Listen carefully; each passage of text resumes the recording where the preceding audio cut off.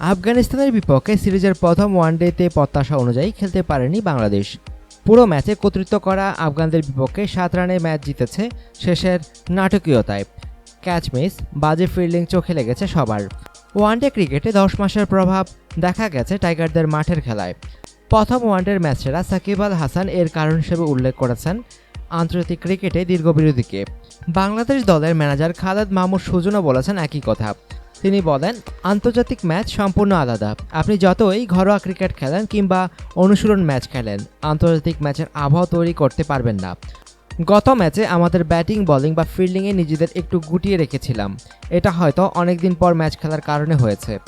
খালেদ মাহমুদের আশা, জড়তা কাটিয়ে আগামী বুধবার দ্বিতীয় ওয়ানডেতে ঠিকই জ্বলে উঠবে টাইগাররা, খেলবে ভয় ডরহীন ক্রিকেট।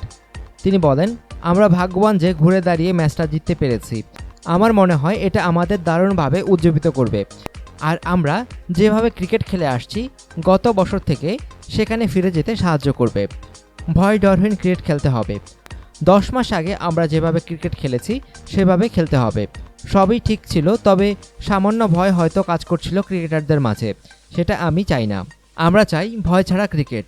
টাইগাররা টাইগারদের মতোই খেলবে। ফর্ম হারানো সৌম্য সরকারকে ঘিরে টাইগার ভক্তদের মনে দুশ্চিন্তা। গতকাল 0 রানে আউট হয়েছেন এই বাঁহাতি ওপেনার। টি-20 বিশ্বকাপও এই ব্যাটসম্যান খেলতে পারেননি প্রত্যাশা অনুযায়ী। সৌম্যকে ঘিরে খালেদ মাহমুদের বিশ্বাস, ভালো একটা ইনিংস খেললে আবার পুরনো রূপে সৌম্যকে দেখা যাবে 22 গজে। মাহমুদ বলেন, এরকম হতেই পারে। ছোটবেলা থেকে দেখছি class is permanent, form is temporary. আমার মনে হয় সৌম্য একটা ক্লাস, একটা ইনিংসের দরকার, হয়তো তাতেই ঘুরে দাঁড়াবে। ও ইতিমধ্যে প্রমাণ করেছে ও একজন ক্লাস খেলোয়াড়। আমরা এই নিয়ে চিন্তিত না। আমি আমার কথা বলেছি, পুরো কোচিং স্টাফদের কথা বলছি না। মনে হয় একটা ভালো ইনিংস খেললে ও আবার ফিরে আসবে। আফগানদের বিপক্ষে সিরিজের শেষ 2টি ম্যাচে বড় স্কোরের আশা করছে খালেদ মাহমুদ।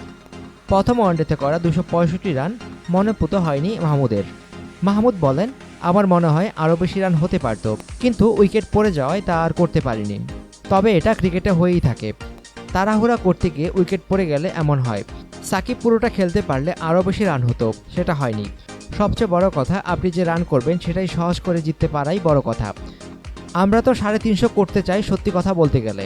অবশ্য 300 বা তার বেশি রান করতে পারলে তত ভালো হবে সেটা আমাদের বোলারদের জন্য।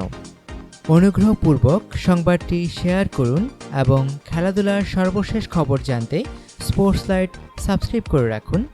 ধন্যবাদ।